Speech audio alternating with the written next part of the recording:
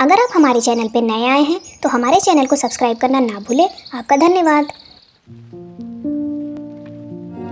कहानी सुनो, जुबानी सुनो। दोस्तों, आप सभी का स्वागत है कहानी सुनो के आज के एपिसोड में। कहानी सुनो के इस सफ़र में मैं आपको राजा विक्रम और बैताल की कहानियां सुना रहा हूं। राजा विक्रम पीपल के पेड़ के पास पहुंचे, वहां लाश को कंधे पर रखकर चलने लगे। तभी बैताल ने एक नई कहानी सुनाई। एक दिन एक बूढ़ा व्यक्ति अपने 2 नेत्रहीन बेटों के साथ राजा के दरबार में पहुंचा। उसने राजा से कहा, महाराज, मेरा कारोबार बर्बाद हो गया है। यदि आप मुझे 1000 सोने के सिक्के दे दें तो मैं आपका एहसानमंद रहूंगा। बदले में मैं अपने बेटों को आपके पास छोड़ दूंगा। वे भले ही देख नहीं सकते, लेकिन उनमें अद्भुत प्रतिभा है। मेरा बड़ा बेटा घोड़ों का पारखी है और छोटा बेटा रत्नों की पहचान में निपुण है। राजा ने बूढ़े की बात मान ली और उसे सिक्के देकर विदा कर दिया। कुछ दिनों बाद एक घोड़ों का व्यापारी राजा के दरबार में आया। उसने अपना सबसे अच्छा घोड़ा बेचने का प्रस्ताव रखा। राजा ने बड़े नेत्रहीन बेटे को बुलाया और घोड़े की परख करने को कहा। लड़के ने घोड़े को छूकर देखा और कहा, महाराज, यह घोड़ा खतरनाक है। यह अपने सवार को चोट पहुंचा सकता है। व्यापारी ने गुस्से में कहा, यह लड़का घोड़ों के बारे में क्या जान सकता है? यह तो देख भी नहीं सकता। लेकिन राजा ने एक घुड़सवार को बुलाकर घोड़े की सवारी करने को कहा। जैसे ही घुड़सवार ने घोड़े पर बैठने की कोशिश की, घोड़े ने उसे नीचे पटक दिया।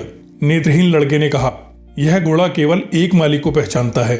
व्यापारी ने इसे खुद पाला है। यह सुनकर व्यापारी हैरान रह गया और स्वीकार किया कि लड़का सही कह रहा था। कुछ समय बाद एक जौहरी दरबार में आया।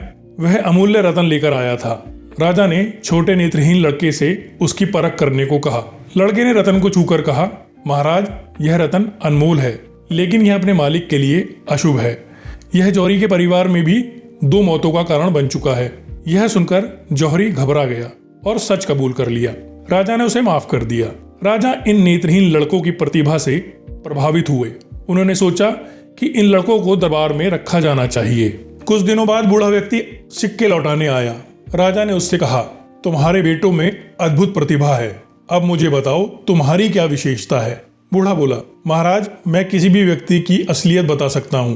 राजा ने पूछा, तो बताओ, मैं कौन हूँ? बूढ़े ने जवाब दिया, आप एक चोर के बेटे हैं। यह सुनकर राजा क्रोधित हो गए और बूढ़े तथा उसके बेटों को मौत की सजा सुना दी। कहानी समाप्त होते ही बैताल ने पूछा, विक्रम, बताओ, क्या राजा का निर्णय सही था? राजा विक्रम ने कहा, नहीं, राजा का निर्णय उचित नहीं था। बूढ़े का दोष था कि उसने बिना सोचे समझे ऐसी बात कही जिससे राजा का अपमान हुआ। लेकिन राजा को उसकी बात का गुस्सा निकालने के लिए इतनी कठोर सजा नहीं देनी चाहिए थी। बैताल ने कहा, तुम्हारा उत्तर सही है, लेकिन तुमने बोल दिया। अब मैं वापस पेड़ पर जा रहा हूँ। यह कहकर बैताल उड़ गया और राजा उसे पकड़ने के लिए फिर से दौड़ पड़ा। तो दोस्तों, इसी तरीके की दिलचस्प कहानियां सुनने के लिए हमारे चैनल को जरूर सब्सक्राइब करें। आपका धन्यवाद।